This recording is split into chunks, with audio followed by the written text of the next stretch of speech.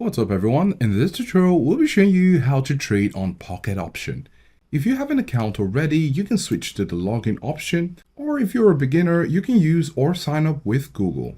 And after selecting your Google account you wish to use, you will find yourself on the Pocket Option first page. Here you have your welcome message. You can click on continue, then select your country and region, click on confirm, and then you'll have the option to deposit, study your introductory guide, or go to the platform right now. I'm going to click on start to get to the platform right now. So when you're on this page, in order to begin trading, you can come over to this side of the screen where you have CAD JPY, click on it, and you can decide what you want to trade. It's currently under currencies, but you could choose cryptocurrencies, commodities, stocks, basically all the options available. Then when you're on a cryptocurrency, for example, you could choose to trade Bitcoin or Ethereum or any other option.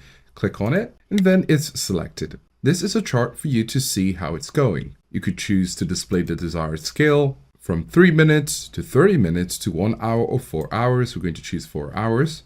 And after that's loaded up and you're fine with your reading of your chart, you can choose to go ahead and buy, sell, or use the AI to trade. When you click on buy, you will be required to put in enough funds in order to begin your trading.